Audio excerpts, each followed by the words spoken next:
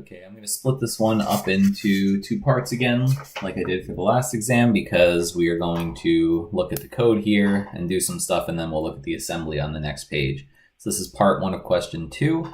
So this gives us some code, and we are storing some things in memory. The first question is part A, how many total bytes are allocated for all of the variables used by this program? Show work. So the first thing we have is string 1. String 1 has 1, 2, 3, 4, 5, 6, 7, 8, 9, 10, 11, 12, 13, 14, plus 1 for the null. So 15 characters plus another 15 characters for string 2. And there we're just looking at the number in the brackets. So another 15 characters plus how many integers? 1, 2, 3 integers. So we have 1 byte per character. So 1 byte per character and 4 bytes per integer.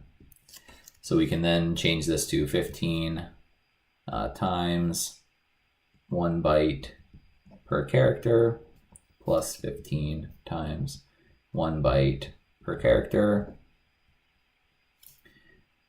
plus 3 times 4 bytes per int.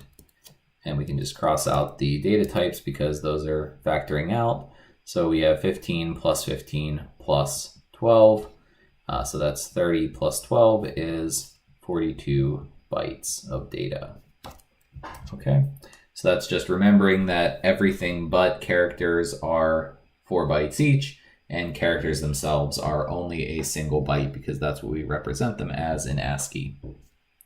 Part B then, how many times will the for loop lines 11 to 13 execute?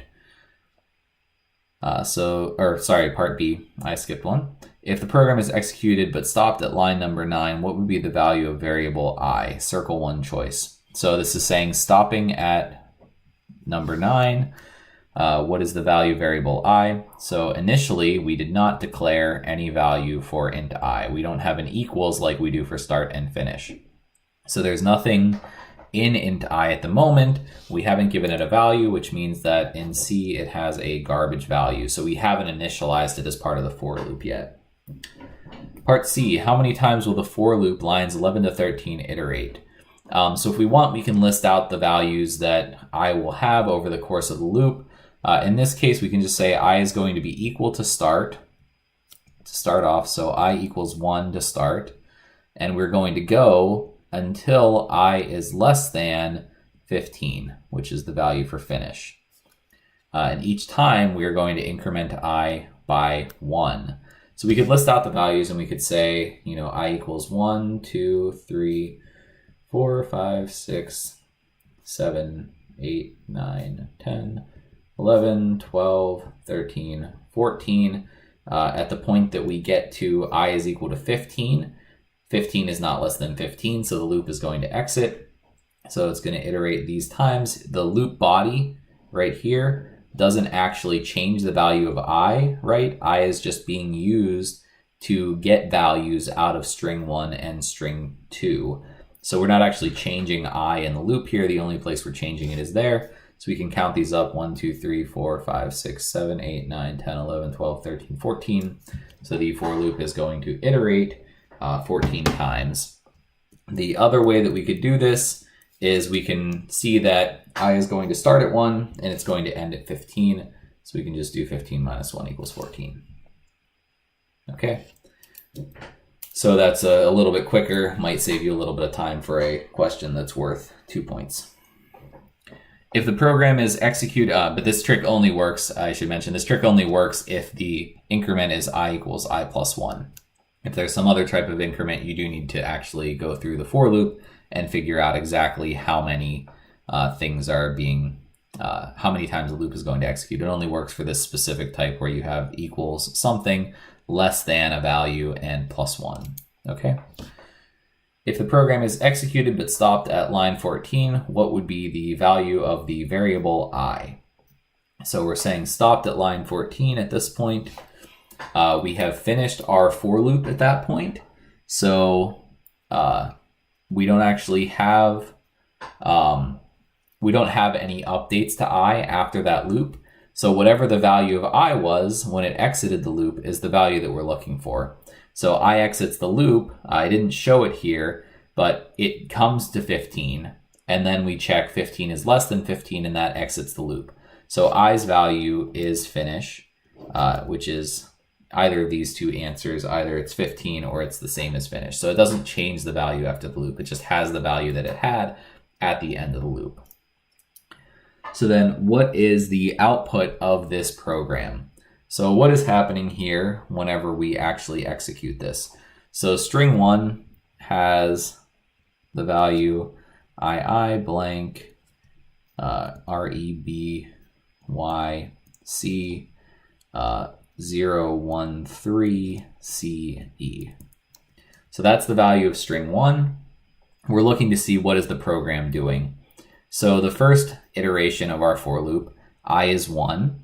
So we're doing string 2 at 1 minus 1. So string 2 at 0. We can label the indices of string 2 so that we match things up well. So our first time I is equal to 1. So we're doing string 2 at 1 minus 1 equals string 1 at, sorry for the sloppiness here, 14 minus 1. So string 2 at 13, or string 1 at 13 is going to be our value of string 1 at that location. So let's label the indices of string 1 as well. 7, 8, 9, 10, 11, 12, 13. So 14 minus 1 is 13. So string 1 at 13, which is the E, is getting copied into string 2 at 0. So E. We'll do another one of these just so we can get the pattern. So string 2, in the next iteration, I is going to be 2, right? So we're going to do 2 minus 1 equals string 1 at 14 minus 2. And again, we're just substituting the value of I for the actual value that it is during the loop.